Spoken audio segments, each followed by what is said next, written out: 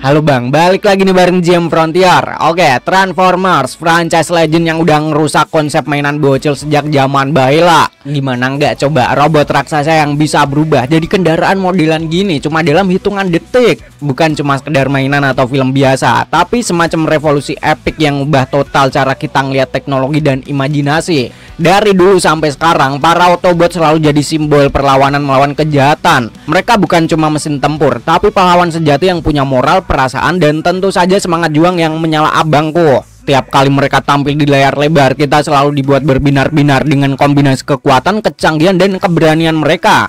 Nah, di sini admin yang baik hati dan tidak sombong ini bakal ngasih peringkat ke 10 Autobots paling mantap dari filmnya. Jadi ya, tanpa mesti muter-muter lagi, langsung aja kita cek atu-atu 10 robot ini Bang. Let's go.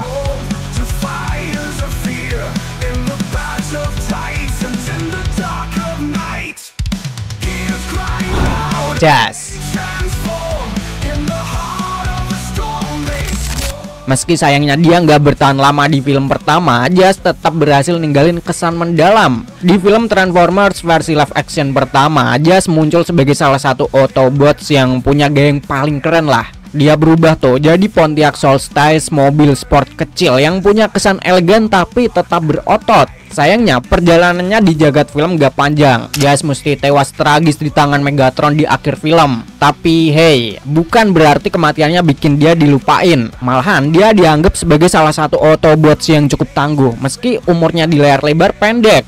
Jas emang gak setinggi Optimus atau segar Ironhead, tapi jangan salah kira, ukurannya yang lebih kecil bikin dia lebih gesit di medan perang. Ditambah lagi, Jas punya senjata-senjata yang bikin dia jadi ancaman nyata, seperti Crescent Cannon yang punya daya tembak solid dan Magnetic Claw yang bisa bikin musuh kelimpungan. Salah satu momen paling ikonik di film adalah waktu dia dengan santuy melucuti senjata beberapa agen Sektor 7 pakai magnetnya yang super kuat Bang. Jas bukan cuma petarung tapi juga salah satu petinggi di antara Autobots. Meski perawakannya kecil, dia punya cara memimpin yang bikin timnya respect. Jas tahu kapan harus ngelawan dengan strategi atau kapan harus nyari solusi tanpa ribut gitu. Ini ngebuktiin kalau kepemimpinan tuh nggak melulu soal jadi yang paling kuat secara fisik, tapi soal efisiensi dan kerja tim yang solid.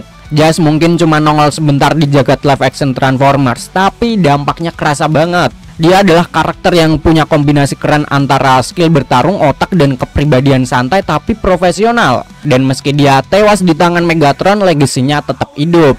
Jadi, semisal nanti ada Autobot cilik di seri-seri Transformers berikutnya, inget wae ukuran gak pernah nentuin kemampuan yang sebenarnya, karena beliau Jas udah buktiin itu.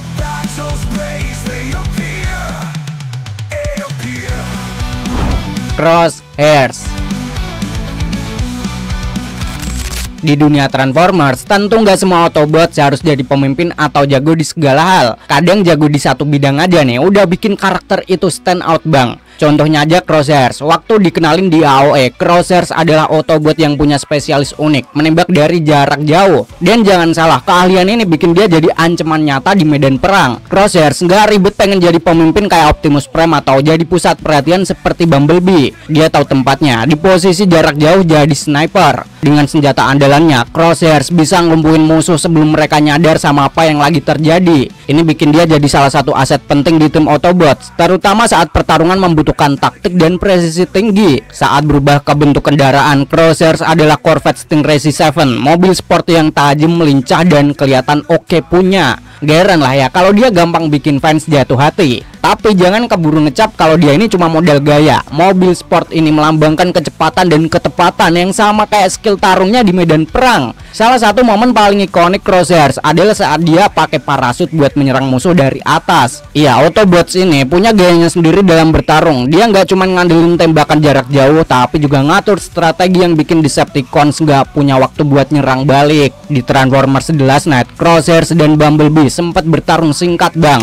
Gak jelas siapa yang menang karena film gak ngasih jawaban tegas, tapi momen itu nunjukin kalau Crosshairs gak segan buat ngadepin temennya sendiri kalau situasinya emang menuntut. Yang bikin Crosshairs unik adalah dia gak mencoba jadi serba bisa. Dia tahu keahliannya dan fokus di situ. Ini bikin dia beda dari Autobots lain yang mungkin sering dituntut buat bisa segalanya. Spesialisasinya justru jadi kekuatannya, karena di pertarungan jarak jauh Crosshairs hampir nggak punya lawan. Crosshairs mungkin bukan nama pertama yang muncul waktu kita ngomongin Autobots, tapi dia adalah contoh sempurna karakter yang tahu batasannya dan memaksimalkan apa yang dia punya bang. Dari senjata snipernya sampai parasut yang ikonik, Crosshairs adalah tipe karakter yang nggak butuh pengakuan buat nunjukin dirinya layak diperhitungkan. Jadi kapan lagi kan kita bisa lihat Autobots yang gaya, jago nembak, dan tetap low-key. Crosshairs, Anda keren.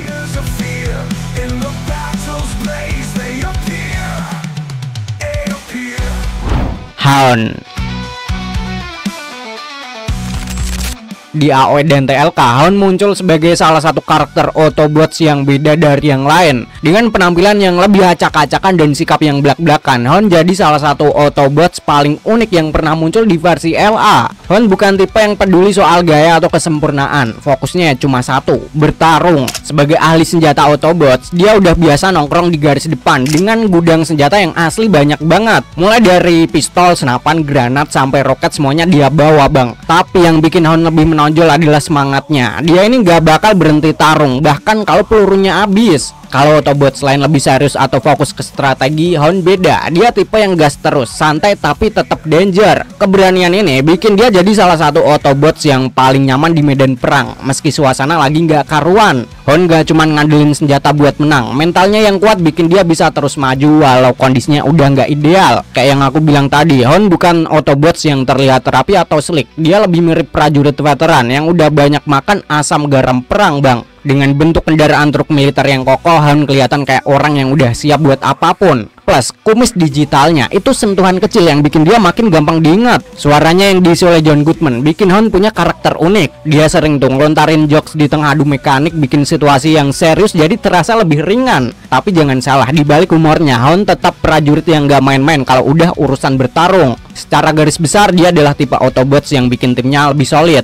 Dengan keberanian, kemampuan bertarung, dan sedikit humor nyeleneh, tentu saja Hound ngasih warna baru di franchise Transformers. Dia nunjukin kalau jadi prajurit tuh nggak melulu soal senjata canggih. Kadang mental baja dan gaya santuy udah cukup buat bikin musuh tepar. Jadi kalau ada Autobots yang selalu siap perang tanpa drama, pastilah itu si Hound ini.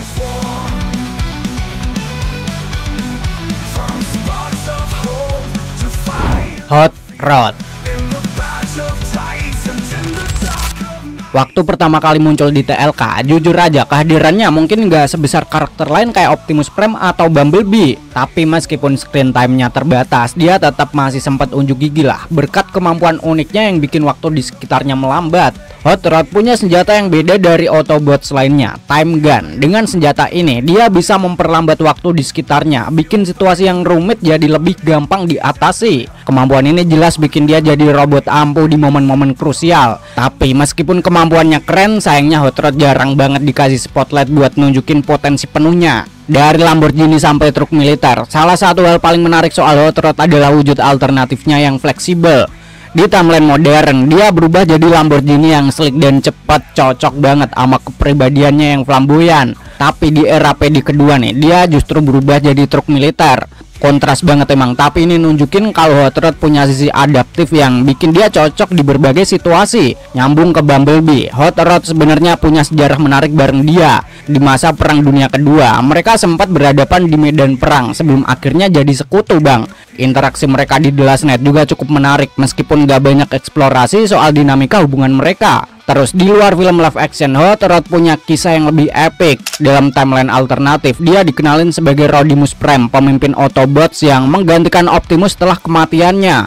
Sayangnya di versi live action, potensi ini belum terlalu dieksplorasi. Tapi ide Hot Rod naik pangkat jadi pemimpin jelas bikin dia punya daya tarik tersendiri di kalangan fans. Hot Rod adalah salah satu karakter yang punya banyak potensi, tapi belum digali secara maksimal di film live action. Dengan gayanya yang rada ngeselin, kemampuan unik, dan sejarahnya yang kaya di luar kanon film, dia bisa banget jadi sorotan di film Transformers mendatang. Kalau aja skenario yang lebih besar dikasih ke dia, mungkin kita bisa ngeliat sisi lain dari Autobots yang satu ini. Hot Rod mungkin bukan bintang utama, tapi dia tetap jadi karakter yang layak diperhitungkan bang. Dan ya, semoga di kemudian hari kita bisa ngeliat lebih banyak aksi keren darinya.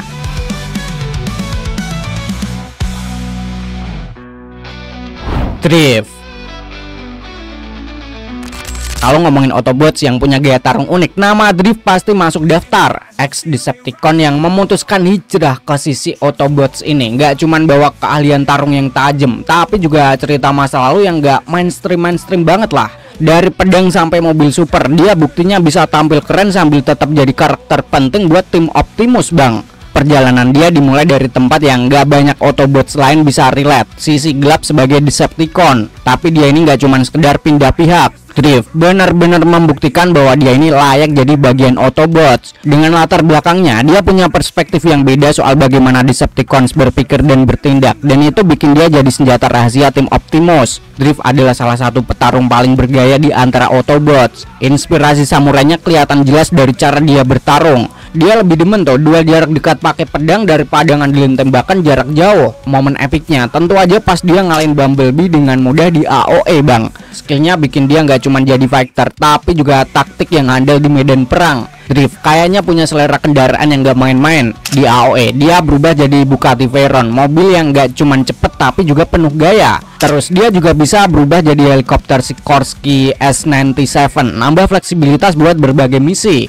Ya, sementara di TLK dia ganti jadi Mercedes AMG GTR, tetap ngejaga reputasi sebagai salah satu Transformers dengan mode kendaraan paling keren. Dan ya, dia ini juga adalah salah satu karakter yang udah nyumbang kemenangan di pertempuran besar. Dia punya kontribusi nyata di pertempuran penting. Salah satu yang paling diingat adalah pembunuhan Onslaught di TLK. Momen ini ngasih lihat gimana dia bisa jadi mematikan buat musuh tanpa banyak basa-basi. Keputusannya buat ninggalin Decepticons jelas jadi keuntungan besar buat pihak Autobots, karena kekuatannya seringkali jadi pembeda di tengah pertempuran. Terakhir, yang bikin Drift menarik bukan cuma keahlian tarungnya, tapi juga kompleksitas karakternya. Dia punya masa lalu yang cukup dark lah, tapi itu justru bikin dia belajar dan tumbuh jadi prajurit yang lebih baik. Kalau Transformers selanjutnya ngasih dia spotlight yang lebih banyak, harusnya sih nggak bakal ada yang komplain.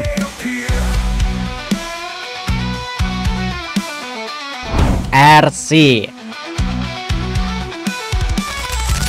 Oke, dengan bentukannya yang sangat jarang ditemuin di tim Optimus Prime, dia langsung dapat perhatian sejak debutnya, Bang. Tapi jangan terkecoh sama penampilannya yang ramping. RC punya gaya bertarung yang lincah dan efisien, bikin dia jadi ancaman serius buat para Decepticons. RC sendiri sering mengambil bentuk sepeda motor sebagai mode alternatifnya. Dengan wujud yang lebih kecil dan ringan, dia bisa gerak lebih cepat dari Autobots lainnya, bikin Decepticons kewalahan buat ngikutin gerakannya. Dalam Rise of the Beast, dia jadi Ducati 916 Sportback, pilihan yang gak cuman keren tapi juga efektif buat nyelinap di medan perang. Yang bikin RC unik adalah fleksibilitasnya. Dia gak cuman ngandelin senjata buat menang, kecepatan akrobat dan strategi pintar jadi andalan, Bang. Mau lompat ke atas musuh atau nyerang dari jarak dekat, dia selalu bisa adaptasi sama situasi. Sebelum gabung dengan Optimus Prime di bumi, RC udah berjuang habis-habisan buat ngelindungin Cybertron. Di Rise of the Beast, dia kembali nunjukin dedikasinya saat ikut ngelawan Scourge dan pasukan Unicron. Dia nggak cuma tampil beda dari segi desain, tapi juga ngebawa kontribusi besar lewat gaya bertarung dan perannya di misi-misi penting, Bang.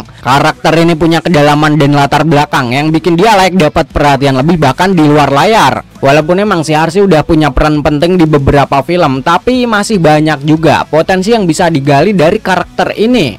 Gimana kalau ada cerita yang lebih fokus ke masa lalunya di Cybertron atau eksplorasi hubungan uniknya dengan anggota Autobots yang lain? Kayaknya menarik.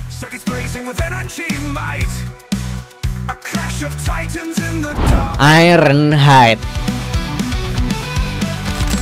Di antara para Autobots yang muncul dalam franchise live action Transformers, Ironhide adalah nama yang identik dengan senjata besar, aksi brutal, dan gaya bertarung tanpa kompromi. Waktu muncul di film Transformers tahun 2007, dia langsung mencuri perhatian sebagai salah satu anggota tim Optimus Prime yang paling tangguh dan yang jelas nggak takut ngotot di medan perang. Ironhide nggak sekedar jadi bagian tim, dia adalah spesialis senjata yang bisa dibilang salah satu yang paling handal lah. Kalau Autobots butuh ledakan besar atau musuh yang harus ditanganin secara ekstra nih, Ironhide adalah pilihannya. Dengan persenjataan yang lengkap, mulai dari meriam besar sampai berbagai alat tempur lain, dia tahu gimana cara bikin Decepticons mikir dua kali buat nyerang, Bang. Sejak debutnya, Ironhide udah ngebuktiin bahwa dia bukan tipe yang mundur dari tantangan. Dia pernah duel ngelawan si Supri, bahkan berhadapan langsung sama Megaplot dan masih bisa keluar hidup-hidup. Ini bukan tentang dia jadi yang terkuat, tapi lebih soal mental baja dan kemampuan taktiknya. Sayangnya, hidup Ironhead sendiri nggak berlangsung lama di waralaba ini. Di Transformers Dark of the Moon, dia tewas dengan tragis di tangan robot tua muka 2 Sentinel Prime. Tapi ya, ini bukan pertarungan yang adil, Bang. Ironhead nggak punya kesempatan buat ngelawan dan kematiannya lebih kayak pengkhianatan yang tiba-tiba.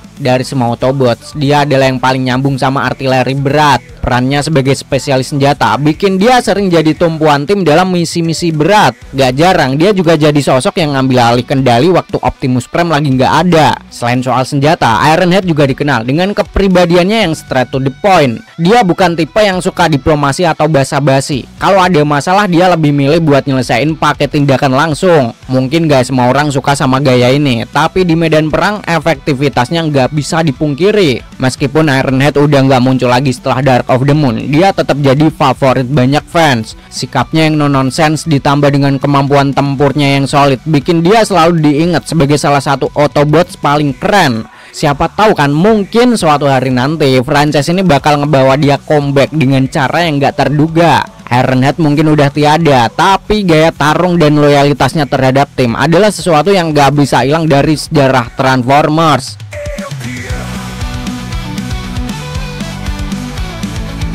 Meras. Jadi dia ini adalah tipe Autobot yang tahu gimana cara bikin musuh kelabakan tanpa harus berlagak paling jago. Salah satu kemampuan khas Meras adalah memproyeksikan hologram dirinya, Bang. Ini trik nggak cuma bikin musuh bingung, tapi juga jadi strategi penting buat ngelindungin timnya. Selain itu, Meras bisa jadi nggak terlihat, bikin dia makin susah ditebak. Bisa dibilang dia ini lebih ke otak licik lah daripada sekedar otot gede. Ada momen unik yang nunjukin betapa adaptifnya dia. Dia bisa berubah jadi exosuit buat manusia. Yap, dia literally jadi armor buat Noah Diaz di pertarungan terakhir, Bang. Walaupun di situ kelihatan kayak dia bakal kalah, kemampuan ini ngejadiin dia kayak partner yang bener-bener bisa diandelin. Terus, meski sikapnya suka santai dan suka ngelawak, bentar, Meras adalah petarung yang solid. Dia nggak cuma ngandelin trik hologram, tapi juga tahu kapan mesti maju. Di Rise of the Beast kita bisa lihat sisi ini terutama saat dia ngadepin Scourge, musuh berat yang jelas nggak gampang dikalahin. Meras sendiri dikenal karena bentukannya yang bisa berubah seenak jidat. Ya, fleksibilitas ini bikin dia bisa join bareng karakter lain yang sama-sama seru buat ditonton, karena dia selalu punya kejutan baru. Soal kepribadian, dia ini nggak terlalu serius, tapi juga nggak asal-asalan. Gayanya lebih chill dan bikin dia lebih relatable. Kalau Autobots lain lebih sering kelihatan tegang, dia justru bawa energi yang lebih santai tapi tetap fokus. Kekuatan uniknya, cara bertarung dan hubungannya dengan karakter manusia nunjukin kalau jadi bagian tim itu nggak harus soal siapa yang paling jago. Kadang strategi sama chemistry juga nggak kalah penting.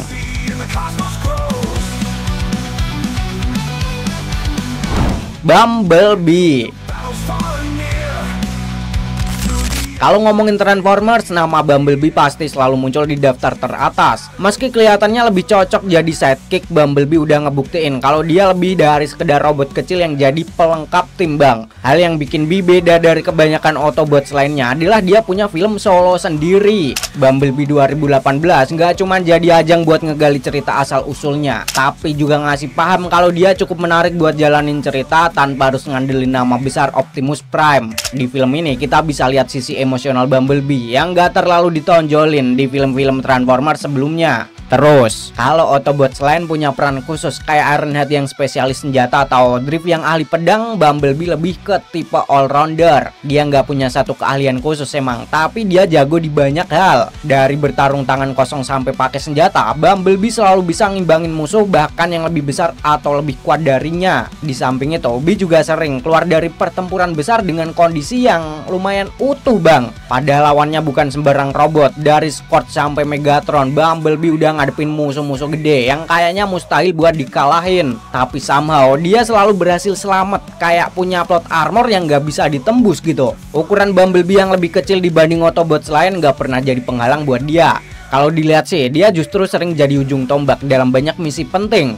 B ini selalu jadi yang pertama maju lah, dan gak pernah ragu buat ngelindungin timnya. Bahkan kalau itu berarti dia harus ngorbanin dirinya sendiri. Buat senjatanya mungkin gak se-epic punya Ironhead atau Drift, tapi Bumblebee tahu cara manfaatin apa yang dia punya. Kombinasi antara kecepatan, kecerdikan, dan refleksnya bikin dia jadi lawan yang sulit ditebak. Gak jarang dia bisa ngalahin musuh yang secara teknis lebih kuat darinya cuman karena dia main lebih pintar. Ngomongin soal jiwa sosial, B juga punya jiwa sosial yang tinggi. Dari Sam Witwicky sampai Charlie, dia selalu bisa ngejalin hubungan yang deket sama manusia. Sebagai robot yang menduduki peringkat kedua di list kita kali ini, B selalu ngebawa energi yang bikin tim Autobots tetap solid. Dia mungkin bukan MVP, tapi dia selalu jadi bagian dari kemenangan mereka. B adalah karakter yang gak harus selalu tampil menggelegar buat jadi favorit fans. Dengan kepribadiannya yang hangat, loyalitasnya ke tim, dan kemampuan bertarung yang solid, dia tetap jadi Autobot yang gak bakal dilupain.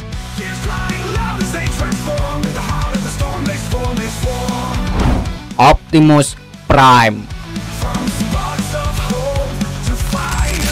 Selain B barusan, kalau ada nama yang selalu muncul pas ngomongin Autobots, itu udah pasti Optimus Prime. Si pemimpin ini nggak cuman punya suara yang bikin merinding setiap kali dia ngomong soal perang dan perdamaian, tapi juga terkenal karena kekuatannya yang bikin musuh pikir dua kali buat ngelawan. Tapi siapa sih sebenarnya Optimus Prime dibalik semua armor dan senjatanya? Optimus Prime tuh Prime terakhir, semacam gelar bergengsi gitulah di planet Cybertron. Tapi dia nggak pernah bikin hal ini jadi alasan buat ngeremin rekan-rekannya. Justru sebaliknya, dia lebih sering ada di garis depan, ngelindungin timnya dari Decepticons, dan kadang ambil keputusan yang bikin dia terlihat layaknya pemimpin sejati. Salah satu alasan kenapa Optimus sering menang lawan Decepticons adalah dedikasinya buat terus ngasah skill tarungnya. Dia nggak cuma ngandelin gelar Prime atau kekuatan bawaan, dia kerja keras buat jadi petarung yang bisa diandelin tim. Momen-momen dia ngajar Megaplot atau bahkan Sentinel Prime di layar jelas nunjukin kalau dia nggak main-main soal kemampuan bertarung, bang.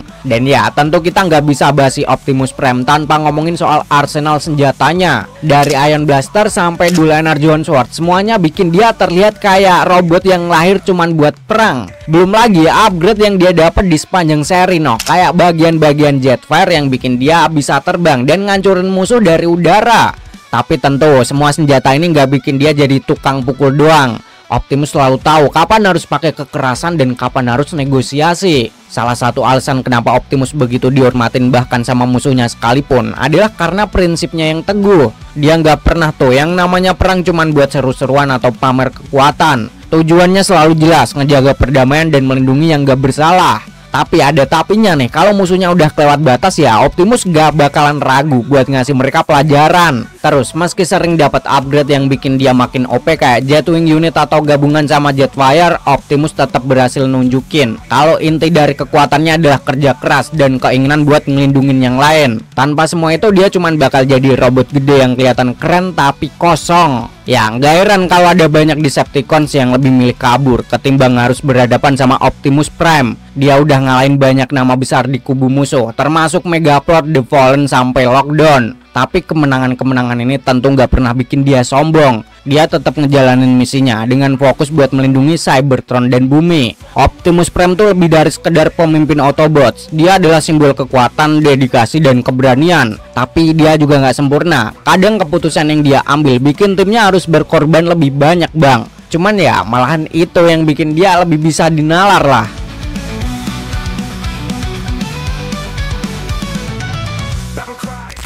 Ya, Transformers bukan cuma soal pertarungan epik atau teknologi canggih. Ini adalah kisah tentang keberanian, pengorbanan, dan kekuatan persahabatan, bang. Setiap Autobot punya cerita tersendiri yang bakal bikin kalian terenyuh, ngakak, atau malah speechless. Mereka datang dari planet yang jauh, bang, lewatin miliaran kilometer hanya untuk mempertahankan perdamaian. Bayangin tuh perjuangan mereka, makhluk asing yang rela ninggalin rumah, keluarga, dan segalanya demi melindungi planet yang bahkan bukan milik mereka sendiri. Kurang GG gimana coba? Film demi film, generasi demi generasi Transformers terus berkembang. Dari mainan sederhana di tahun 80-an sampai blockbuster Hollywood yang bikin box office gempar. Imajinasi manusia dan semangat juang yang gak kenal menyerah. Siapa nih dari daftar di atas yang jadi favorit kalian? Atau malah ada Autobot keren lain yang menurut kalian tuh lebih wow gitu? Adu argumen di kolom komentar. Thank you udah nonton sampai kelar. Koreksi kalau ada salah-salah kata dan sampai jumpa di video-video selanjutnya. See ya.